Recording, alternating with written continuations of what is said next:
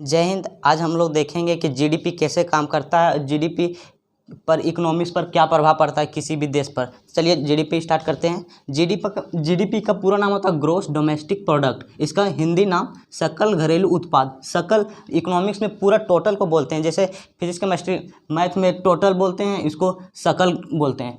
या एक साल पर निकाला जाता है। जीडीपी किसी भी देश का एक साल पर निकाला जाता है और इसका अंतिम मूल्य पर निकाला जाता है। जैसे एग्जांपल से देखते हैं, जैसे हम लोग जाते हैं बाइक खरीदने, मान लीजिए, तो बाइक जब हम खरीदते हैं तो उसका अंतिम मूल्य देते हैं, ना कि पहिया का अलग और आईना का अलग, कुछ भी और का अलग देते हैं। सब अंतिम मूल्य पर। जैसे कपड़ा खरीदने जाते हैं तो वो थोड़ी बोलता है कि मेरा कलर को दो अलग से पैसा और धागा को दो अलग से पैसा। इसका अंतिम मूल्य पर पैसा लिया जाता है। जैसे एक और एग्जांपल लेते हैं गेहूं के बारे में। जैसे मान लीजिए गेहूं है, ठीक है, तो गेहूं का मूल्य है 10 रुपया। इससे बना आटा, आटा का मूल्य है 50 रुपया।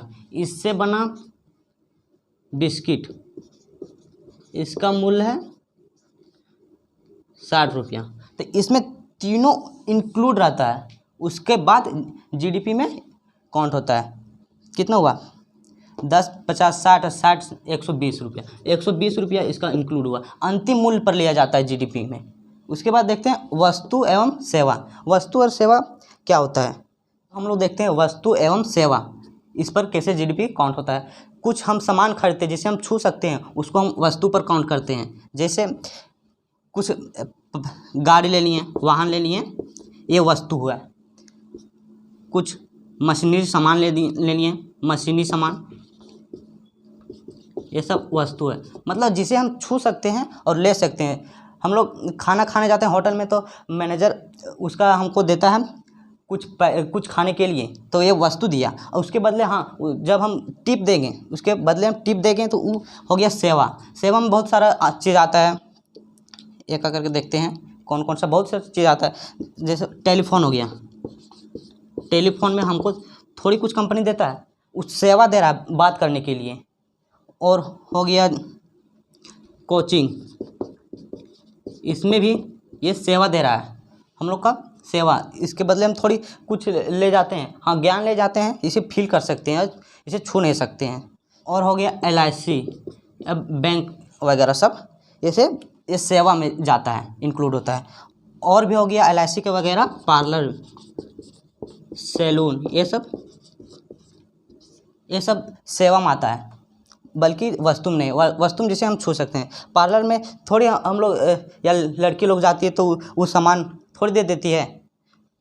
पार्लर में हम लोग लड़की सब मेकअप करने जाती है, उसके बदले उसको पैसा दे देती है, क्योंकि उस लड़की को पार्लर वाली चमगादड़ से परी बना दी है या कौवा से बगुला बना दी है, यही तो करती है वो सब।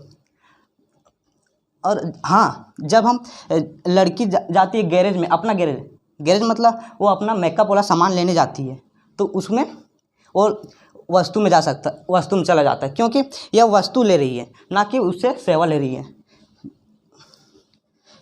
गैरेज वही तो होता है, गाड़ी का गैरेज, गाड़ी सही होता है उसमें। अब पार्लर का गैरेज मतलब लड़की उसमें सही होती है। बहुत सारे वैसे भी वो सब क्रीम लगाती है। खैर, अब चलो देखते हैं राजनीतिक सेवा क्या है। राजनीतिक सेवा मतलब कि जो किसी सीमा के अंतर्गत काम करे। भारत वाला जीडीपी ना कि चीन में जाएगा, चीन वाला जीडीपी ना ही भारत में आएगा। लेकिन अगर कोई भी देश भारत में काम कर रही है, भारत के कंपनी में आके काम कर रही है, जैसे लेनोवो चीन वाला है, तो भारत में जब आ गया उसमें तो जीडीपी में इंक्लूड हो जाता है। और अब भारत वाला आदमी अगर बाहर जाता है काम करने के लिए तो वो जीडीपी में इंक्लूड नहीं होता है। जैसे और वगैरह होता है, जैसे हो गया कि वाहन, एरोप्लेन गया किसी दूसरे देश में, तो भारत के अनुसार राजनीतिक सीमा आ गया, भले ही दूसरे देश में चला गया, लेकिन राजनीतिक सीमा के अधिकार इसमें जीडीपी में काउंट हो जाता है। अब हम लोग देखते हैं जीएनपी क्या होता है।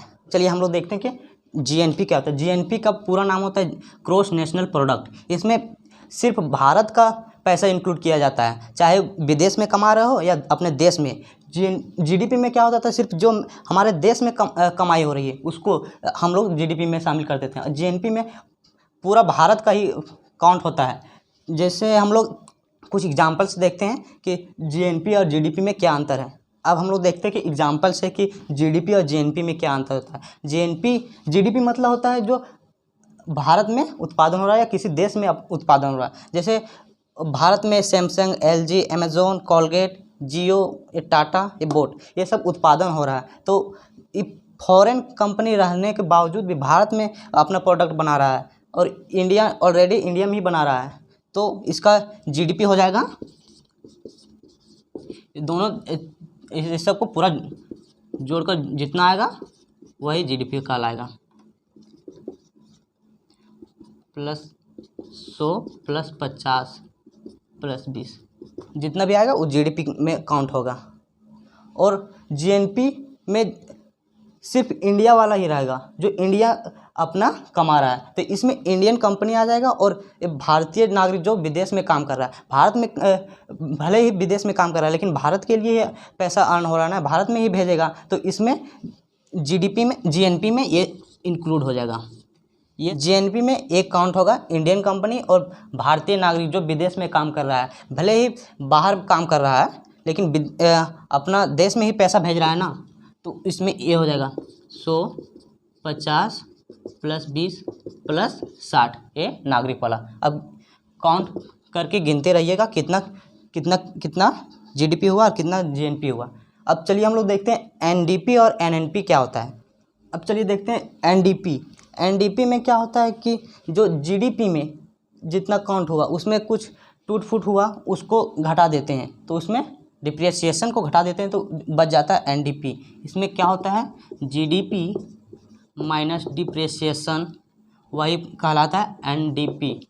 इसमें टूट फूट को घटाया जाता है। और एनएनपी में जीएनपी को घटाते हैं, जो भारत में अर्जित हुआ है उसमें उसके टूट फूट को घटाते हैं तो एनएनपी बचता है।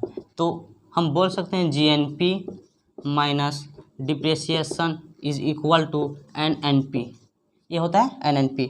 अब चलिए देखते हैं कि संतुलित अर्थव्यवस्था कब होता है, लाभ कब होता है, एनडीपी कब बड़ा होता है, जीडीपी कब छोटा होता है, जीडीपी बड़ा होने से या एनडीपी घटने से क्या प्रभाव पड़ता है। तो चलिए हम एक एग्जांपल से मानते हैं कि जो विदेश में रह रहा है नागरिक, उसको हम मान लेते हैं कि X रुपये अर्न किए, ठीक है।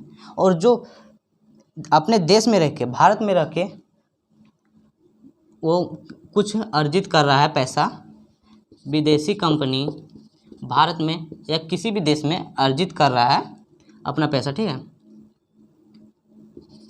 कंपनी, उसको हम Y रुपये मान लेते हैं। जब X और Y बराबर हो जाएगा तो हम इसको मान लेंगे कि संतुलित अर्थव्यवस्था है, या अर्थव्यवस्था इसको संतुलित कह सकते हैं। जब X = Y हो जाएगा तो हम कह सकते हैं कि GDP is equal to GNP.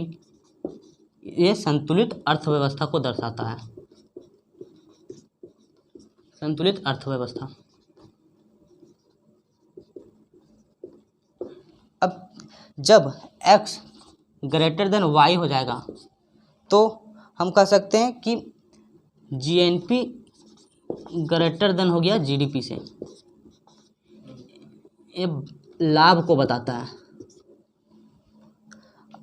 अब देखते हैं कि जब Y > X हो जाएगा तो ये हानि को, अपने देश के हानि को बताता है, क्योंकि जितना हम लोग कमाए नहीं विदेश से उतना विदेशी कंपनी ले गया हमारे देश से, तो हानि को बताता है। इसमें जीडीपी बड़ा हो जाता है जीएनपी से। सबसे अच्छा हम लोग के लिए जीएनपी है, हम परंतु ये भी कह सकते हैं कि जीडीपी अच्छा होता है, अच्छा भी है हमारे देश के लिए, क्या कि जो विदेशी कंपनी किसी देश में एंट्री करता है तो कुछ कमाने के लिए तो ये जीडीपी से देख के ही करता है, क्योंकि देखता है कि जीडीपी मतलब उसका वहाँ का टैक्स अच्छा है, वहाँ का सरकार अच्छा है, गवर्नमेंट अच्छा है, वहाँ के लोग, सरकार, ये सब विदेशी कंपनी पर ज़्यादा ध्यान देते हैं, इसलिए जीडीपी बढ़ने से भी अच्छा है। अब चलिए देखते हैं कि एक मंद अर्थव्यवस्था था, जब X > Y हो जाएगा कब होगा? जब हम लोग ना कुछ कमाएं, ना ही विदेशी कंपनी हमारे देश से लग गया तो ले गया कुछ, तो मंद अर्थव्यवस्था को दर्शाता है या किसी भी देश के लिए हानिकारक साबित होता है मंद अर्थव्यवस्था। इसमें जीएनपी इसमें भी बराबर होता है जीडीपी, इसमें भी जीडीपी जीएनपी बराबर होता है, इसमें भी जीडीपी जीएनपी बराबर होता है। बस फर्क इतना है कि इसमें कुछ नहीं कमा रहे हैं और इसमें दोनों बराबर ही कमा रहे हैं। तो चलिए यही था जीडीपी जीएनपी एनडीपी एनएनपी। मिलते हैं नेक्स्ट क्लास में।